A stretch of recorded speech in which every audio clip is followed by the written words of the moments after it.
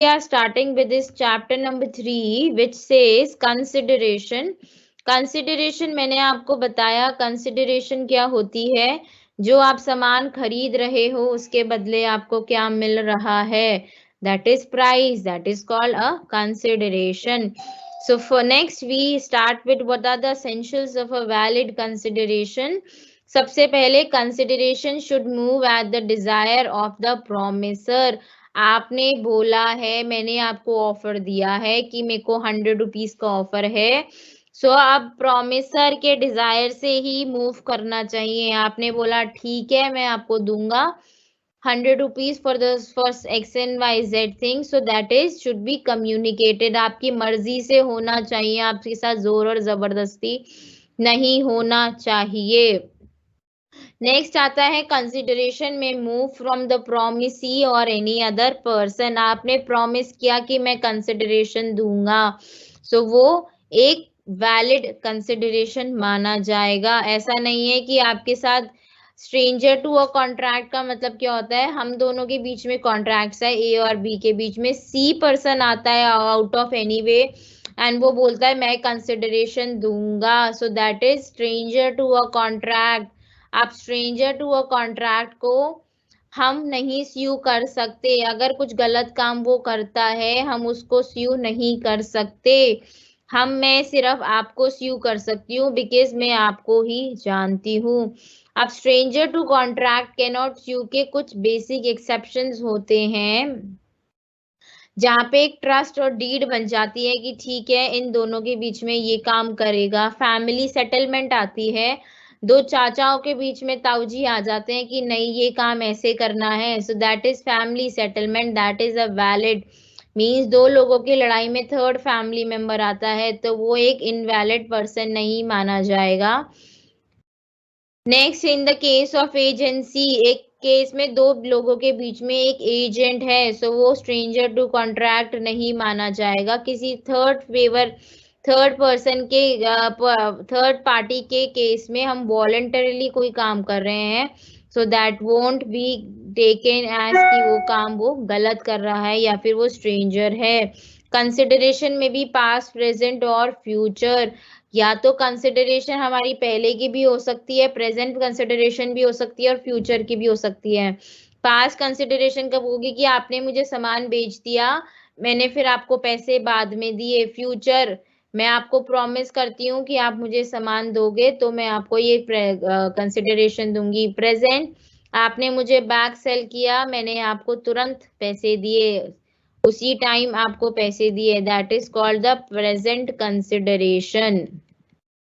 Next है consideration में be something in value. मैंने आपको पहले ही बता दिया है कि हम कैश की बात कर रहे हैं, हम इन रिटर्न या इन काइंड की बात नहीं कर रहे हैं।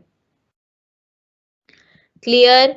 नेक्स्ट है consideration must be real, adequate होनी चाहिए, वैलिड होनी चाहिए, रियल होनी चाहिए। ऐसा कुछ नहीं होना चाहिए जो फिजिकली इम्पॉसिबल हो, लीगली इम्पॉसिबल चीज नहीं होनी चाहिए, अनसर्टेन नहीं होना चाहिए, लूज नहीं होना चाहिए, वेग नहीं होना चाहिए। ऐसा कोई चीज नहीं होनी चाहिए कि आपने मुझे, मैं आपको सेल कर रही हूँ उसके बदले मुझे आप इनवैलिड अनसर्टेन कंसिडरेशन रिटर्न में प्रॉमिस करते हैं, वो इनवैलिड मानी जाएगी। अब एक एक्सेप्शंस होती हैं, नो कंसिडरेशन नो कॉन्ट्रैक्ट। अगर कंसिडरेशन, हम कहते हैं कॉन्ट्रैक्ट नहीं माना जाएगा जब कंसिडरेशन नहीं होगी, बट स्टिल कुछ ऐसी एक्सेप्शंस आते हैं जिसमें हम कंसिडरेशन नहीं भी देते तो भी हमारा कॉन्ट्रैक्ट वैलिड माना जाता है। फर्स्ट होता है agreement made out of natural love and affection. आपके पेरेंट्स ने आपको प्रॉमिस किया कि आपके बर्थडे पे वो आपको फोन दिलाएंगे, सो that is out of natural love. आप दोनों के बीच में कोई लेना देना नहीं होगा पैसों का। Next, for compensate for past voluntarily service. आपने किसी बंदे की मदद करी जब उसके पास पैसे नहीं थे, फ्यूचर में आके उसको लगा कि नहीं मेरे को आपके पैसे रिटर्न करने चाहिए, तो वो आपके पैसे आपको रिटर्न कर रहा है, तो that is for past voluntarily services के लिए आप उसे पे कर रहे हो। नेक्स्ट आता है अग्रीमेंट टू पे अ टाइम बार्ड डेट। आपने ऑथराइज कोई एजेंट है या कोई डेटर है, आपको पैसे देने थे, डेट पे करना था, so that is a time barred debt, कि आपको एक पर्टिकुलर टाइम पीरियड में आपको अपना डेट वापस करना था, तो वो आप वापस कर रहे हो, तो आपका वो कंसिडरेशन नहीं भी है, कॉन्ट्रैक्ट माना जाएगा।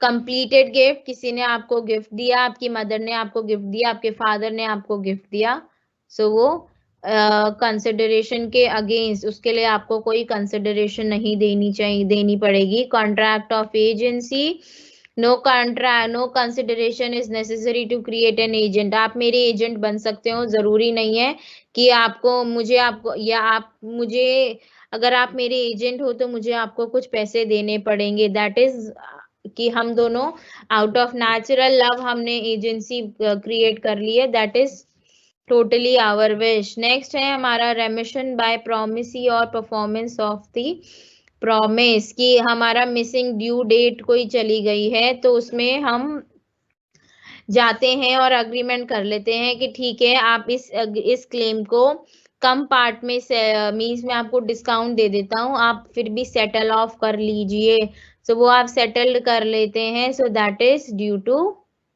रेमिशन। तो उस केस में भी कंसिडरेशन देना जरूरी नहीं है। आप चैरिटी में पैसे देते हैं, तो वो चैरिटी में अगर आप पैसे दे रहे हैं, उसके बदले आपको वो स्लिप देते हैं, कोई कंसिडरेशन नहीं देते हैं। सो अगर आपको वो कंसिडरेशन नहीं देते हैं, so still you are making a contract with them, that is also a valid contract. क्यों? क्योंकि that is done out of your love, आपने अपनी मर्जी से वो काम किया है। So that was chapter number 3.